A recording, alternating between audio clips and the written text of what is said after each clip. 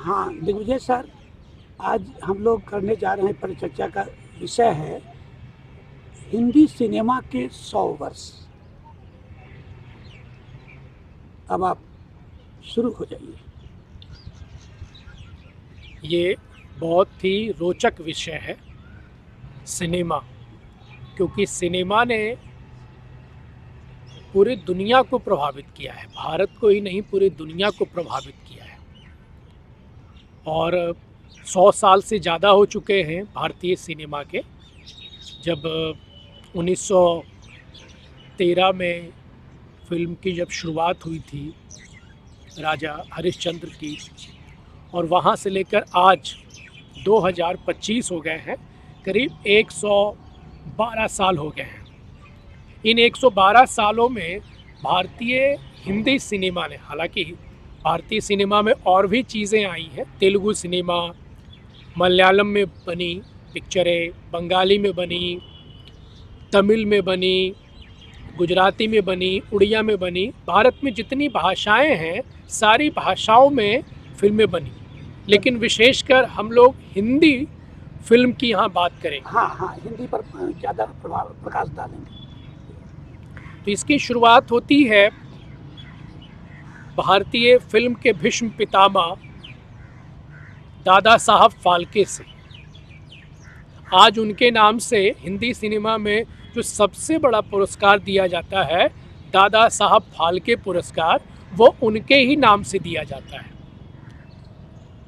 उनके अंदर जो भाव था कला के प्रति, क्योंकि फिल्म पहले कला के लिए बनी थी, और जो उन्होंने समर्पण दिखाया फिल्म के लिए दादा साहब फाल्के ने, उनके सम्मान में यह पुरस्कार स्थापित किया गया है। हालांकि इसके लिए उन्हें बहुत विषम परिस्थितियों से न सिर्फ गुजरना पड़ा, बल्कि अंत समय में उनकी स्थिति काफ़ी गड़बड़ हो गई और स्वास्थ्य भी उनका चौपट हुआ। लेकिन सिनेमा के प्रति जो उनकी दीवानगी थी, उसने उनका नाम आज अमर कर दिया, दादा साहब फाल्के का। पहली पिक्चर हरिश्चंद्र, राजा हरिश्चंद्र पे उन्होंने बनाई थी 1913 में। और इसकी भी एक बड़ी रोचक कहानी है कि कहते हैं कि भारत के एक बड़े प्रसिद्ध चित्रकार थे राजा रवि वर्मा। राजा रवि वर्मा का योगदान भारतीय चित्रकला में बहुत है। आज जो हम लोग भगवान की जो पिक्चर, जो तस्वीर देख रहे हैं, वो राजा रवि वर्मा की बनाई हुई है। और उन्होंने प्रिंटिंग प्रेस विदेश से भारत में मंगवाकर उसको छपवाया था, और आम जनता में भगवान की पूजा उसके माध्यम से शुरू हुई थी। नहीं तो इसके पहले कागज पे भगवान नहीं होते थे। उसी राजा रवि वर्मा ने इनकी, दादा साहब फाल्के की, बहुत सहायता की।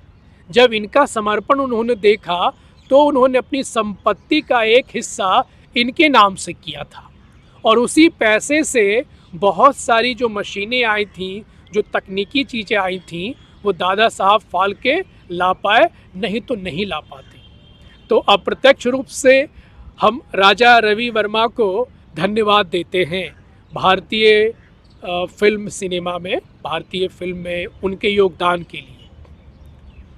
फिल्में जब शुरू हुई तो पहले मूक फिल्में होती थी, साइलेंट मूवी होती थी। सारे अभिनेता अभिनेत्री तो होते थे, लेकिन उसमें आवाज़ नहीं होती थी। अभिनय होता था, लेकिन चूंकि बिल्कुल नई चीज़ थी तो जनता उसे देखने के लिए जाती थी। और उस समय भारतीय आंदोलन का दौर था, स्वतंत्रता संग्राम का दौर था। उससे, उस विषय से संबंधित पौराणिक विषय से, ऐतिहासिक विषय से और राष्ट्रीय आंदोलन विषय से फिल्में बनती थी। हालांकि भारत में जो पहला जो पिक्चर हॉल बना वो एलिफिंस्टन बना। ये 1906 या 7 की बात है। कलकत्ता में जमशेद जी नामक एक व्यक्ति थे, उन्होंने बनाया था पहली जो पिक्चर हॉल।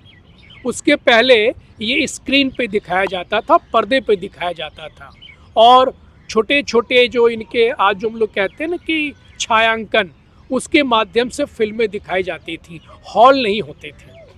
वहाँ से हम लोग एक कड़ी शुरू करते हैं राजा हरिश्चंद्र से। उसके पहले जो फिल्में बनती थीं, माँ जगदम्बा शकुंतला, तुकाराम, ऐसी फिल्में बनती थी। वहाँ से जब हम लोग शुरुआत करते करते जो पहली फिल्म 1931 में आलम आरा बनती है, वहाँ तक आते आते भारतीय सिनेमा ने एक लंबा पड़ाव अपना पेश किया। बाद में हम देखते हैं कि ईरानी साहब थे उनका नाम, जिन्होंने आलम आरा बनाई थी, जो पहली बोलती पिक्चर थी भारत की। फिर वी शांताराम का दौर आता है। उस समय जो फिल्में बनती थीं वो थिएटर बनाते थे। जैसे कोई आज डायरेक्टर जो होते हैं वो नहीं बनाते थे, कंपनी नाम, जैसे प्रभात टॉकीज, बॉम्बे टॉकीज। तो प्रभात टॉकीज में वी शांताराम बतौर निर्देशक काम करते थे और उन्होंने उसके लिए फिल्में बनाई। वहाँ से शुरुआत हो रही है बोलने वाली पिक्चर की। बाद में हिमांशु राय भी आते हैं, इसीलिए उसको टॉकीज बोलते हैं। हाँ, टॉकीज। और बाद में फिर हिमांशु राय आए, उन्होंने बॉम्बे टॉकीज बनाई थी। उन्हीं की पत्नी थी बहुत ही प्रसिद्ध अदाकारा देविका रानी। अब वी शांताराम मील के पत्थर रहे भारतीय फिल्मों के इतिहास में। इन्होंने समाज से संबंधित, देश से संबंधित जो पिक्चर बनाई, उसने जनता को बहुत ही प्रभावित किया। शकुंतला के नाम से इन्होंने पिक्चर बनाई, संत तुकाराम के नाम से पिक्चर बनाई, और ये 1932 की बात हो रही है। उस समय संत तुकाराम भारत की पहली ऐसी पिक्चर थी जो वेनिस फिल्म फेस्टिवल में गई थी। इसलिए शांताराम का बहुत बड़ा योगदान है भारतीय फिल्मों के लिए। फिर उन्होंने स्वतंत्र होकर फिल्में बनानी शुरू की शांताराम ने, और बाद में डॉक्टर कोटनिस की कहानी जैसी कालजयी मूवी उन्होंने बनाई। ये 1946 की बात है। डॉक्टर कोटनिस की जो कहानी है वो चीन में गए, भारत के डॉक्टर, महाराष्ट्र के रहने वाले, और चीन में उन्होंने समर्पित भाव से काम किया और इतने अच्छे ढंग से काम किया कि काम करते करते उनकी मृत्यु हो। तो उसके सम्मान में आज भी चीन से लोग भारत में आते हैं और उनका भारत में सम्मान करते हैं। और ऐसे विभूति पर डॉक्टर ये वी शांताराम ने उस समय मूवी बनाई थी। तो हम सोच सकते हैं कि जो हमारे निर्देशक थे उनकी सोच समाज के प्रति क्या थी।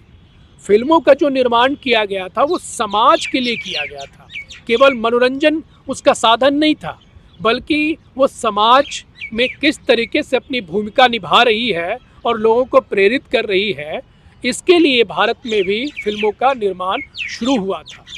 शुरू में गांधी जी का भी एक प्रसंग आता है और भगत सिंह का भी आता है। भगत सिंह को फिल्मों देखने का बड़ा शौक था, हालांकि वो उस समय बोलने वाली पिक्चर नहीं बनी थी, क्योंकि 1931 में उनकी मृत्यु हो जाती है और वो 1927-28 में मूवी देखने के लिए जाते हैं। और बड़ी रोचक कहानी भी है कि वो किस प्रकार से चंद्रशेखर आज़ाद से डांट सुनते हैं, और तब भी भीड़ भाड़ होती थी, आसानी से टिकट नहीं मिलते थे, और इन लोगों ने भी मार धाड़ करके किसी तरीके से पीछे से आगे जाकर टिकट खरीदा, और टिकट तो खरीद लिया लेकिन खाने के पैसे ख़त्म हो गए। तो राजगुरु बटुकेश्वर दत्त मजाक करने लगे कि भैया पिक्चर तो तुमने दिखा दी, अब खाने का पैसा। तब उन्होंने कहा कि चिंता मत कर, चंद्रशेखर आज़ाद को ये लोग पंडित जी कहते थे, उनसे जाकर मैं बात कर लूँगा। और बाद में उन्होंने बताया कि देखिए वो जो पिक्चर थी ना, वो क्रांतिकारियों की पिक्चर थी, और सच में क्रांतिकारियों की पिक्चर थी, इसीलिए वो देखने के लिए गए थे। फिर आज़ाद खुश हो गए, फिर उन्होंने अलग से पैसा दिया कि ले भाई इससे जाके नाश्ता कर। तो ऐसा था फिल्मों का दौर। फिर जब भारत को जब आज़ादी मिली, एक और पिक्चर आई थी उस समय, किस्मत, 1943 में। कहते हैं कि उस समय ये जो पिक्चर थी वो कई महीनों तक चलती रही। 1943 की बात है, किस्मत मूवी। भारत को जब आज़ादी मिली 47 में, तो उसके बाद एक तो आज़ादी को लेके मूवी बनती थी, और दूसरा भारत का विभाजन बड़ा दुखद हुआ था, बहुत दुखद हुआ था। हिंदू मुस्लिम को लेकर जो मारकाट हुई थी, उसका बड़ा प्रभाव हमारे सिनेमा पर भी पड़ा। कुछ हिस्सा जो है कलाकार, अदाकार, निर्देशक, वो पाकिस्तान चले गए, और लाहौर में भी पिक्चर बनती थी, वो सारे लाहौर वाले फिर बम्बई चले आए। कई जो हमारे फिल्म निर्देशक थे, उन्होंने जो उस समय मूवी बनाई, वी शांताराम के अलावा के आसिफ थे, उन्होंने भी कई अच्छी मूवी बनाई उस समय। महबूब खान थे, उन्होंने भी कई मूवी बनाई, जैसे मदर इंडिया उनकी बनाई हुई कालजयी मूवी थी, महबूब खान ने बनाई थी। के आसिफ की मुगल आजम, ये सब कालजयी फिल्में रहीं।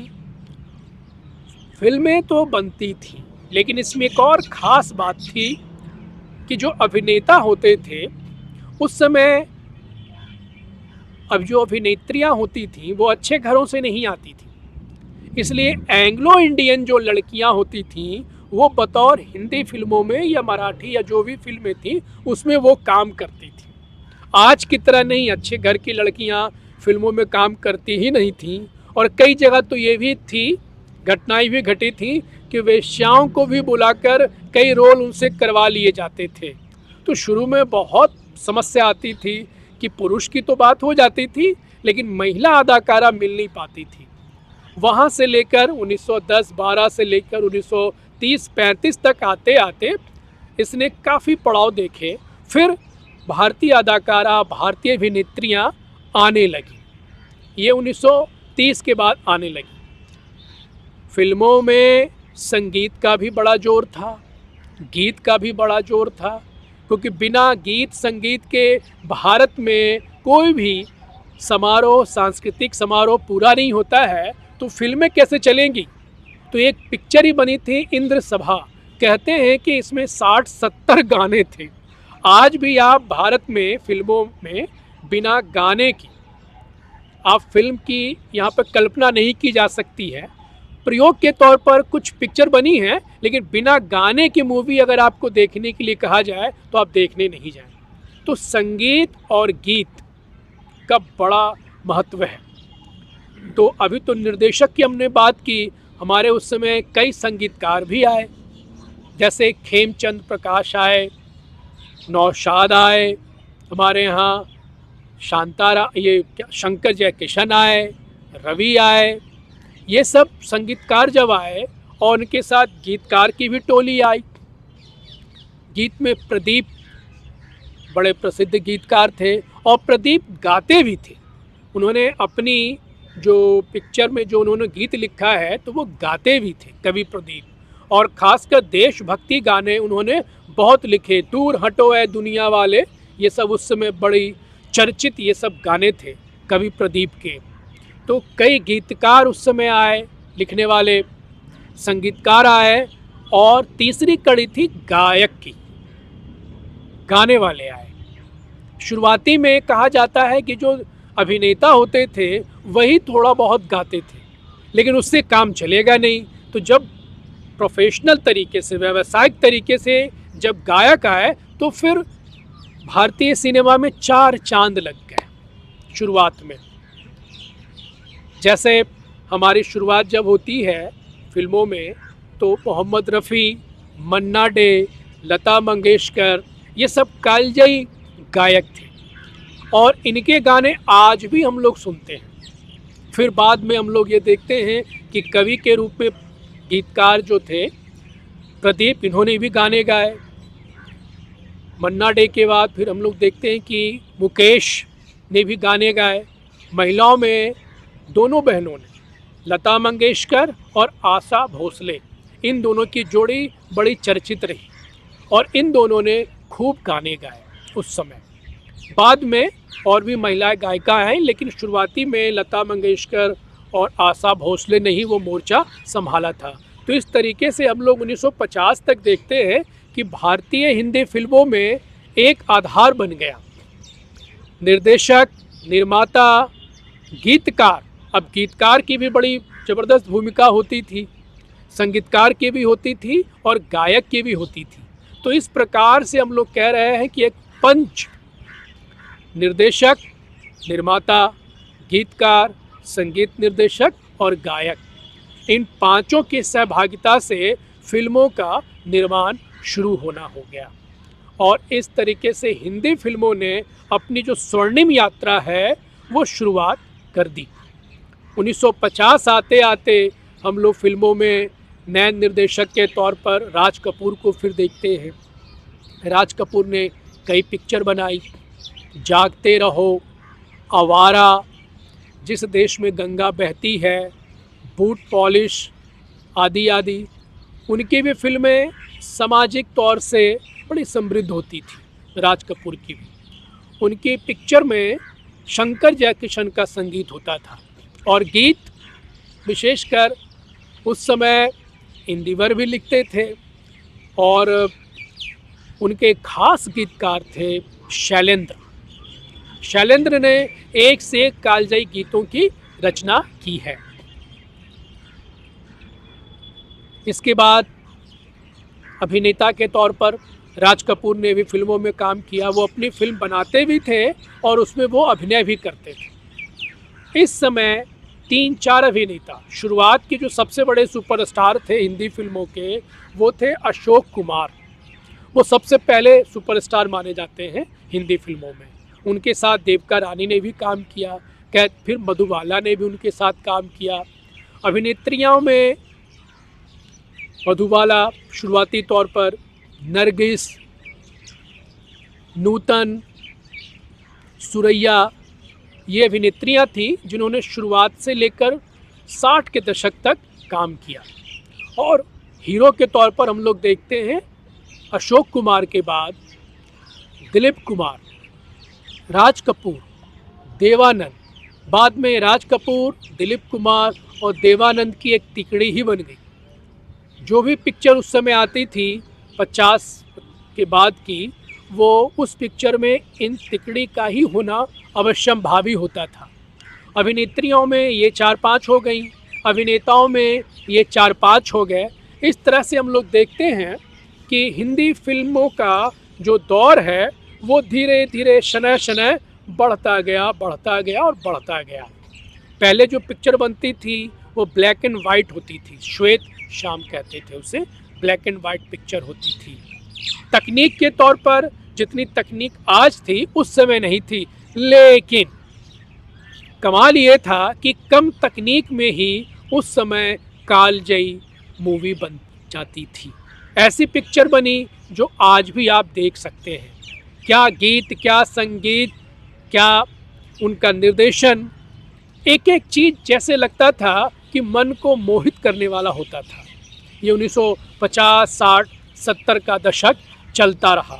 उस समय समाज से जुड़ी फिल्में भारतीय हिंदी सिनेमा की मुख्य रही कि जो पिक्चर हम बना रहे हैं उससे समाज क्या सीखे। जैसे हमने जो राज कपूर की भी बात कही, ये फिल्में आई, और शांताराम ने तो बाद में एक और ज़बरदस्त मूवी बनाई थी, 2 आँखें 12 हाथ। इस मूवी को विदेश में भी सराहा गया था। इसका संगीत और इसका गीत बहुत मधुर और कालजयी रहा है। वसंत देसाई का संगीत था, उन्होंने संगीत दिया था इस मूवी में 2 आँखें 12 हाथ में, कि किस तरीके से फिल्म में गांधीवाद की भूमिका, मतलब गांधी जी जिस अहिंसा की बात और हृदय परिवर्तन की बात करते हैं, उसी हृदय परिवर्तन को वी शांताराम ने 2 आँखें 12 हाथ में दिखाया था। और ये उस समय की बड़ी ज़बरदस्त हिट मूवी भी थी। और इसका जो एक गाना था वो आज भी भजन के तौर पर हम लोग गाते हैं, सुनते हैं, ऐ मालिक तेरे बंदे हम, ऐसे हो हमारे करम। ये करीब 50, 55, 56 की मूवी है और आज भी हम लोग करीब 70 सालों के बाद आज भी इसका रस स्वादन ले रहे हैं। तो ऐसे ऐसे गीतकार, संगीतकार, निर्देशक होते थे। बाद में 60 का जो दौर आया, उस समय अलग अलग विषयों पर भारत में हिंदी मूवी बनती रही। खासकर समाज में ऊंच नीच, छुआछूत, ये सभी चीज़ें थी, इसको लेकर भी पिक्चर बनी रही। फिर सुनील दत्त का दौर शुरू होता है। सुनील दत्त और नूतन, इनका दौर शुरू होता है। पहले एक मूवी बनी थी अछूत कन्या, जिसमें इस विषयों को उठाया गया था, जात पात, ऊंच नीच को उठाया गया था। फिर जैसे विभाजन जब हुआ तो विभाजन को लेकर भी पिक्चर बनी और वो गाना बड़ा प्रसिद्ध हुआ था कि तू हिंदू बनेगा ना मुसलमान बनेगा, इंसान की औलाद है इंसान बनेगा। दुखद परिस्थितियों में विभाजन हुआ था हमारा, तो पर्दे पर उसे उतारा गया। 70 के दशक में बहुत ही कालजयी और प्रसिद्ध हिंदी मूवी बनी थी गरम हवा। उस गरम हवा में दिखाया गया था कि विभाजन की त्रासदी की मार कैसे हुई थी और किस तरह से भारत में एक वर्ग जो देशभक्त था लेकिन उसे पीड़ा झेलनी पड़ी। उस फिल्म में बहुत बेहतरीन ढंग से ये चीज़ दिखाई गई है गरम हवा में। तो फिल्मों ने समाज, इसलिए जैसे साहित्य को बोलते हैं कि समाज का दर्पण होता है, उस तरीके से फिल्म में भी समाज की जो घटनाएं हैं उनको ही कहानी के माध्यम से पेश किया जाता रहा है। और एक ख़ास बात और भी है कि हिंदी साहित्य के जो कथा सम्राट प्रेमचंद थे, उन्होंने भी फिल्मों में जाकर हाथ आजमाया था और उन्होंने कहानियाँ लिखी। मजदूर कहानी पे पिक्चर बनी थी। हालांकि जिस तरीके की वो कहानी चाहते थे उस तरीके की वो मूवी नहीं बन पाई, लेकिन ये भी बड़ा रोचक है कि प्रेमचंद मुंबई गए और उन्होंने कहानी लिखी और उनकी कहानी पर पिक्चर बनी। बाद में फणीश्वर नाथ रेणु जो हिंदी के चर्चित कथाकार थे, उनकी कहानी पे भी तीसरी कसम जैसी कालजयी मूवी बनाई, जिसका प्रसिद्ध गाना आज भी हम लोग सुनते हैं प्रेरणा देने के लिए। सजन रे झूठ मत बोलो, खुदा के पास जाना है, ना हाथी है ना घोड़ा है, वहाँ पैदल ही जाना है। शंकर जयकिशन का संगीत था और शैलेंद्र का ये गीत लिखा हुआ है। और ख़ास बात ये थी कि शैलेंद्र ने इस मूवी को बनाया, निर्माता शैलेंद्र थे और उन्होंने एक हिंदी के साहित्यकार का बड़ा सम्मान किया। जितनी रकम मिलनी चाहिए उस समय कथाकारों को कम रकम मिलती थी, उनका सम्मान उस तरीके से नहीं होता था, लेकिन निर्माता चूँकि गीतकार शैलेंद्र खुद थे, बड़े भावुक किस्म के आदमी थे, उन्होंने कहते हैं कि उस समय 3 से 4 गुना पैसा कथाकार रेणु को तीसरी कसम के लिए दिया था। तो ऐसी मूवी हमारे यहाँ बनने लगी। 1960 का दशक है। बाद में उसे राष्ट्रपति का स्वर्ण पदक भी मिला। ये 66 की मूवी है। डकैतों की भी समस्या भारत में 50-60 के दशक में काफ़ी रही थी और उस समस्या को लेकर राज कपूर ने जिस देश में गंगा बहती है का बड़ा ज़बरदस्त निर्देशन किया था। जिस देश में गंगा बहती है, और उसका गाना भी चर्चित है, होठों पे सच्चाई रहती है, हम उस देश के वासी हैं जिस देश में गंगा बहती है, जिस देश में गंगा बहती है। और इस मूवी का भी संगीत शंकर जयकिशन का है और गीत जो है शैलेंद्र का है। तो ऐसी कालजयी मूवी हमारे देश में हिंदी में बनती रही। देवानंद ने भी कालजयी मूवी गाइड बनाई थी लेकर कि कैसे एक चोर का हृदय परिवर्तन हो जाता है, वो गाइड मूवी में उन्होंने दिखाई थी। और ये भी अपने समय की बड़ी सुपरहिट मूवी थी। इसमें वहीदा रहमान का अभिनय बहुत ही ज़बरदस्त रहा था। वहीदा रहमान बाद में उभरी भी। एक और फिल्म निर्देशक और निर्माता आते हैं जिनका नाम था गुरुदत्त। गुरुदत्त की चर्चित मूवी रही उस समय। समाज को लेकर जो घटनाएं थीं, साहब बीबी और गुलाम, बाजी, उनकी फिल्मों ने 4 चांद लगा दिए। उसका भी संगीत, उसके भी गीत बेजोड़ होते थे। और उन्होंने अपना विवाह भी अदाकारा गीता दत्त से किया था। दोनों पति पत्नी काम भी करते थे और कई मूवी उन्होंने, प्यासा जैसी मूवी बनाई जो कालजयी मूवी कहलाती है आज भी। और बाद में वहीदा रहमान ने भी उसमें बहुत ही बेजोड़ अभिनय किया था। तो गुरुदत्त, इधर राज कपूर जैसे निर्देशक, अदाकारा हमारे यहाँ नूतन, वहीदा रहमान, मधुबाला, नरगिस, सुरैया, ये सब अदाकारा 4 चांद लगाती गई। और वैजंती माला नया दौर में उनका जो अभिनय है वो बड़ा कालजयी अभिनय रहा उनका, और उसका चर्चित गाना आज भी हम लोग सुनते हैं, ये देश है वीर जवानों का, मस्तानों का, उस देश का यारो क्या कहना। तो ऐसी फिल्में हमारे देश में, हिंदी फिल्में बन रही थी जो समाज को केवल मनोरंजन नहीं बल्कि उनके अंदर की जो भावना है, जो समाज के प्रति उनका जो कर्तव्य है, उस पर वो जोर डालती थी। तो हिंदी फिल्मों की इस तरीके की जो यात्रा 30, 40, 50, 60, 70 तक जो पहुंची, वो बहुत ही बेहतरीन थी हिंदी फिल्मों की। बाद में हम देखते हैं कि छोटे छोटे बजट की मूवी हमारे देश में बनने लगी, जिसने,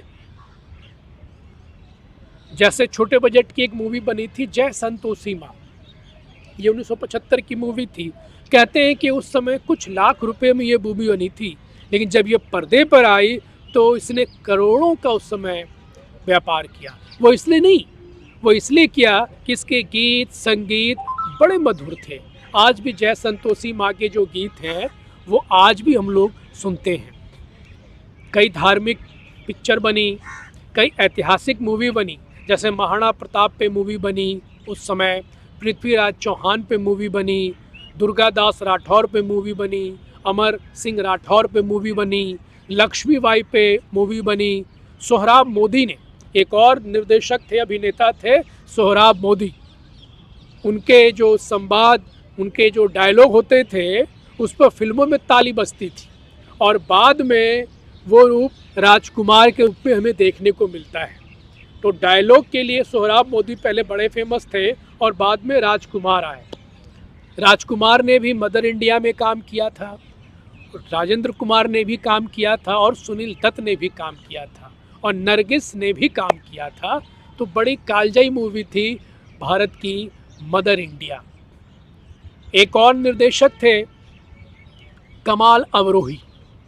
कमाल अवरोही ने महल पिक्चर बनाई थी, जिसमें मधुबाला अभिनेत्री के तौर पर थी और अशोक कुमार अभिनेता के तौर पर थे। उसका एक गाना बड़ा प्रसिद्ध हुआ था, आएगा आने वाला, आएगा आने वाला। कमाल अवरोही निर्देशक थे। बाद में इन्होंने पाकीजा जैसी कालजयी मूवी बनाई जिसमें मीना कुमारी ने बेजोड़ अभिनय किया था। तो इस तरीके से हम देख रहे हैं कि मीना कुमारी, नरगिस, मधुबाला, बैजंती माला, ये सब अभिनेत्रियां अपने अभिनय से भारतीय दर्शकों के हृदय में अपना छाप छोड़ रही थी। और पाकीजा का संगीत गुलाम मोहम्मद ने दिया था। गुलाम मोहम्मद 2 ही 3 पिक्चर में संगीत दे पाए, लेकिन जो उन्होंने संगीत दिया है वो कालजयी संगीत हुआ और आज भी वो बेजोड़ संगीत के रूप में सुना जाता है। मीना कुमारी कहते हैं कि बीमार हो गई थी इस पिक्चर में काम करते करते, और ये पिक्चर करीब 15-20 सालों में जाकर बनती है। आपसी कुछ मनमुटाव भी हो गया था मीना कुमारी और कमाल अवरोही के बीच में। मीना कुमारी ने कमाल अवरोही से शादी भी की थी, हालांकि वो शादी टिक नहीं पाई, लेकिन जो भी हो, उन्होंने व्यावसायिक तौर पर उस पिक्चर में बहुत ही अच्छा काम किया था। और उस पिक्चर में बाद में ये 70 के लगभग ये पिक्चर रिलीज हुई थी और उसके बाद उनकी मृत्यु हो जाती है। तो हम देखते हैं कि 70 तक कई कालजयी मूवी हम लोगों को देखने को मिलती है। 50 के दशक में एक और कालजयी मूवी आती है मुगले आजम, जिसमें दिलीप कुमार और मधुबाला की बहुत ही बेजोड़ एक्टिंग है और नौशाद साहब का बेहतरीन संगीत है इसमें, जिसमें 2-3 जो गाने हैं भजन वो आज भी गाए जाते हैं कि मोहे पनघट पे नंदलाल छेड़ गयो रे, और जब प्यार किया तो डरना क्या, पर्दा नहीं जब कोई खुदा से, बंदे से पर्दा करना क्या। ऐसे बेजोड़ गाने मुगले आजम के थे। धीरे धीरे हम लोग जब 70 के दशक में जब आते हैं तो हमें कुछ नए हीरो, फिल्मी अभिनेता अभिनेत्रियों के बारे में देखने को मिलता है, जैसे जितेंद्र आते हैं, धर्मेंद्र आते हैं, इस तरीके से हमारे यहाँ फिरोज़ खान आते हैं, संजय खान आते हैं, इन लोगों का दौर आता है जिसमें ये सत्यकाम जैसी जो मूवी बनती है धर्मेंद्र की, उसमें उनका बहुत ही बेजोड़ अभिनय होता है। सुजाता एक और मूवी बनी थी जिसमें सुनील दत्त और नूतन ने काम किया था, ये ऊंच नीच को लेकर, वो भी बहुत ही बेजोड़ मूवी आती है 70 के दशक में। छोटे छोटे जो बजट की जो मूवी थी वो भी 70 के दशक में बनना शुरू होता है। अब गुलजार का भी उदय होता है जिन्होंने छोटे छोटे परिचय जैसी छोटे छोटे बजट की मूवी बनाई थी। बीच में संगीतकार के तौर पर हम लोगों ने जब इन लोगों का नाम सुना, फिर 70 के दशक में हम लोग रविंद्र जैन का नाम सुनते हैं। उन्होंने छोटे बजट की काफ़ी फिल्मों में काम किया और अपनी फिल्मों में इन्होंने उस समय केरल के गायक येसुदास से बहुत सारे गाने गवाए, जिसमें का करूं सजनी आयना बालम बड़ा फेमस गाना था, वो आज भी सुना जाता है। रविंद्र जैन, किशोर कुमार गायक के तौर पर ही नहीं बल्कि वो अभिनेता के तौर पर भी बड़े सफल रहे, निर्माता निर्देशक भी रहे, वो अपनी मूवी बनाते ही रहे। चलती का नाम गाड़ी उनकी ऐसी बड़ी प्रसिद्ध मूवी मधुबाला के साथ रही और वो भारतीय हिंदी फिल्मों के एक वर्सटाइल एक्टर कहलाते हैं, जो गायक भी थे, कुछ संगीतकार भी उन्होंने दिया है, संगीत भी दिया है और निर्देशन भी किया, निर्माता भी है। और वो बड़े ही हंसोड़ कलाकार थे और उनकी एक हंसोड़ बड़ी हास्य फिल्में हैं उनकी, पड़ोसन, चतुरनार करके, उसमें जो महमूद ने जो गाना गाया है वो बड़ा फेमस हुआ था। पड़ोसन में सुनील दत्त की उसमें बड़ी अच्छी एक्टिंग है और सायरा बानो का उसमें अभिनय है। सायरा बानो ने बाद में दिलीप कुमार से शादी की थी। तो ऐसे लोग थे हमारे यहाँ। फिर 70 के दशक में गुलजार ने छोटे बजट की फिल्म बनाई, उसमें जैसे घरों को लेकर बड़ी समस्या होती थी, किराएदार को लेकर समस्या होती थी, मकान मालिक को लेकर समस्या होती थी, तो ऐसे ऐसे नामों से, किराएदार के नाम से भी मूवी बनी। भूपेंद्र के तौर पर गायक का उदय होता है, जगजीत सिंह के तौर पर भी गायक का उदय होता है, जिन्होंने कम ही गाने गाए हैं लेकिन बड़े कालजयी गाए जगजीत सिंह और भूपेंद्र ने भी गाए थे। 70 और 80 के दशक में छोटी छोटी मूवी बनती गई, सार्थक मूवी बनती गई। और एक मूवी आई थी उमराव जान,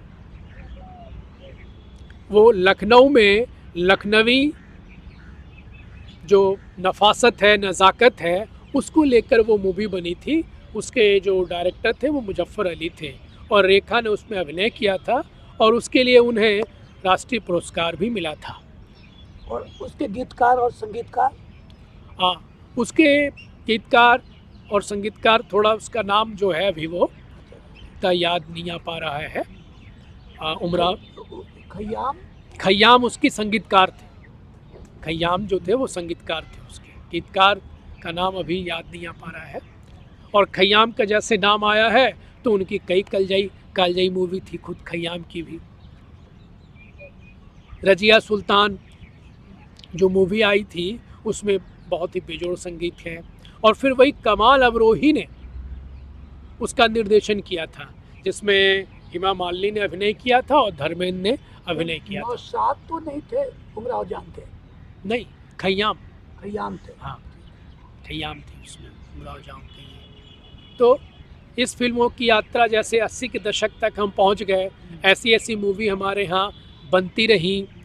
प्रेम रोग एक मूवी आई थी जो विधवा को लेकर हमारे यहाँ बनाई गई थी 80 के दशक में, जो राज कपूर ने बनाई थी। वो फिल्म भी बहुत ही हिट हुई, उसके गाने भी हिट हुए और उस हिट फिल्म से हमें सुरेश वाडकर जैसे गायक मिले। रविंद्र जैन का म्यूज़िक उसमें हिट हुआ और वो भी हमें संगीतकार के तौर पर मिले। तो रविंद्र जैन और सुरेश वाडकर का उदय इसी मूवी से विशेषकर होता है, प्रेम रोग से। बाद में राज कपूर ने ये देखा था कि कैसे धर्म के नाम पर हमारे यहाँ अत्याचार हो रहे हैं और जो हमारे धार्मिक स्थल है उस पर व्यभिचार भी होते हैं तो राम तेरी गंगा मैली इन्होंने मूवी बनाई 1985 में। उस फिल्म का जो निर्देशन था वो उन्होंने खुद किया, निर्माता वो खुद थे, और उसका संगीतकार रविंदर जैन और गायक उस समय सुरेश वाडकर और लता मंगेशकर थी। वो मूवी भी बहुत ही हिट हुई कि राम तेरी गंगा मैली हो गई पापियों का पाप धोते धोते। 90 का जब दशक आता है तो छोटी छोटी मूवी, छोटे बजट की भी मूवी बनी, और कुछ जो कैसेट के जो मालिक थे उन लोगों ने भी फिल्में बनानी शुरू कर दी, जैसे गुलशन कुमार ने। उस समय रोमांटिक मूवी आना थोड़ी शुरू हुई, 90 के दशक की बात हो रही है। आशिकी मूवी आई, दिल मूवी आई, ये सब मूवी बहुत ही हिट हुई, और संगीतकार के तौर पर नदीम श्रवण बहुत हिट हुए, गायक के तौर पर कुमार सानू का उदय होता है, और टी सीरीज कैसेट जो है वो निर्देशक के, निर्माता के तौर पर वो उभरी। उसने कई मूवी टी सीरीज वालों ने बनाई। तो 90 के दशक में हम देखते हैं कि इस तरीके की मूवी बनती है। घायल जैसी मूवी भी आती है जिसे राष्ट्रीय पुरस्कार मिलता है, जिसमें सनी देओल ने बहुत ही बेहतरीन एक्टिंग की थी। और 90 का जो दशक रहा, फिल्मों में रोमांटिसिज्म भी बहुत आया, और समाज को लेकर, उथल पुथल को भी लेकर मूवी बनती है उस दौर में। जैसे माचिस मूवी भी बनी, आतंकवाद को लेकर पंजाब में जो घटनाएं घट रही थी उस घटना को माचिस फिल्म में दिखाने का, और उसका संगीत भी बड़ा लोकप्रिय हुआ था कि चप्पा चप्पा चरखा चले, चप्पा चप्पा चरखा चले। उसमें विशाल भारद्वाज का संगीत रहा है, वो भी संगीतकार के तौर पर उभरते हैं, और निर्देशक के तौर पर गुलजार रहते हैं। तो इस तरह से हम लोग 90 के दशक तक पहुंच जाते हैं। भारतीय हिंदी फिल्मों की जो स्वर्णिम यात्रा है वो 90 तक पहुंच गई। 90 से लेकर 2000 तक हम पहुंच गए। ये यात्रा धीरे धीरे 2000 से जब हम अभी देखते हैं, 2025 तक देखते हैं, तो कई फिल्मी हीरो का उस समय उदय होता है। जैसे 90 के दशक में हम देखते हैं कि शाहरुख खान, सलमान खान, आमिर खान। उसके पहले हम लोग देखते हैं कि सनी देओल, मिथुन चक्रवर्ती, अनिल कपूर, और 70 के दशक में हम लोग फिल्म स्टार के तौर पर राजेश खन्ना और अमिताभ बच्चन का जो दौर देखते हैं, ये सुपरस्टार कहलाते हैं, राजेश खन्ना और अमिताभ बच्चन। और 90 के दशक में ये लोग चलते हैं। और हीरोइनों में हम फिर माधुरी दीक्षित को देखते हैं, मीनाक्षी शेषाद्री को देखते हैं, पद्मिनी कोल्हापुरी 80 से 90 के दशक में आती हैं। तो इन लोगों ने, इन अदाकारा ने 90 से लेकर 2000 तक हिंदी फिल्मों में काम किया।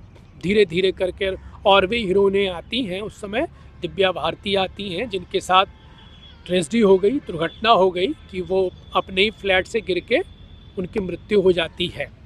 तो फिल्मों को भी ये सब भी दौर देखना पड़ा। और 90 के दशक में ये भी कहा जाने लगा कि डी कंपनी ने फिल्मों में प्रवेश कर लिया है और ब्लैक मनी हिंदी फिल्मों में आ रही है। ये कुछ काला अध्याय फिल्मों का रहा, जिसमें बाद में गुलशन कुमार की हत्या हो जाती है, और एक दो फिल्म निर्देशक और भी थे, उनकी भी हत्या हो जाती है, क्योंकि डी कंपनी का काला धन हिंदी फिल्मों में लग रहा था। ये भी बड़े दुर्भाग्य की बात थी। हालांकि बाद में इसे हटाया गया, क्योंकि फिल्मों को उद्योग का दर्जा नहीं दिया गया था भारत में। ये एक विडंबना है। अगर हम उद्योग का दर्जा देते हैं तो छोटे छोटे बजट की बड़ी अच्छी मूवी बनाने का भी लोग साहस कर सकते हैं। हालांकि दूरदर्शन ने भी बड़ा साहस किया है, उसने भी छोटे छोटी बजट की मूवी बनवाई थी अपने दौर में, दूरदर्शन ने, लेकिन उसका एक सीमित बजट होता था, खुलकर नहीं हो पाता था। तो 90 से 2000 के बीच में ये लोग आए, ये फिल्म अभिनेता और फिल्म अभिनेत्री आए। उसके बाद 2000 से हम लोग देखते हैं कि फिर एक परिवर्तन शुरू होता है फिल्मों का, कि लोग केवल रोमांटिक फिल्मों को देख देख कर बोर हो रहे थे। कुछ सामाजिक फिल्में बने, कुछ हास्य की फिल्में बने, है ना। तो इस तरीके से फिर वो दौर शुरू होता है। अंदाज अपना अपना इसी दौर में 95 के लगभग मूवी आई, वो उसी तरीके की कॉमेडी की मूवी थी जो खूब चली और दर्शकों ने खूब एंजॉय किया इन फिल्मों से धीरे धीरे कर कर। तो हमारी फिल्मों की जो यात्रा गीतकार के तौर पर नए नए गीतकार आए, समीर की फिल्में चलने, समीर गीतकार के तौर पर उभरते हैं। उस समय संगीतकार के तौर पर नदीम श्रवण का नाम आता है, आनंद मिलन का नाम आता है। गीतकार समीर काफ़ी हिट होते हैं। गायक के तौर पर कुमार सानू के अलावा हम देखते हैं उदित नारायण का नाम आता है, अभिजीत का नाम आता है। गायिकाओं में कविता कृष्णमूर्ति हैं, साधना सरगम हैं। ये उस समय की बड़ी चर्चित जोड़ी रही है, ये 90 के दशक की, और इनका वो दौर भी रहा है, बहुत ही अच्छा दौर रहा है। 2000 के बाद फिर हम लोग कुछ परिवर्तन देखते हैं फिल्मों में। उसके बाद बम्बई में जब घटना घटी थी उसको लेकर भी मूवी बनी थी। बम्बई बम विस्फोट के ऊपर मूवी बनती है, दंगा के ऊपर मूवी बनती है, नाम ही था बॉम्बे। बॉम्बे जैसी मूवी बनती है, ब्लैक फ्राइडे, इस तरीके की मूवी बनती है। हालांकि फिल्मों में प्रयोग के तौर पर न्यूडिटी, नग्नता, कामुकता, इसका भी प्रवेश होता है। हालांकि वो 70 के दशक से हो रहा था। मार धाड़, हिंसा, है ना, मारपीट बहुत ही ज़्यादा, ये हिंदी फिल्मों में 70 के दशक से हो रहा था।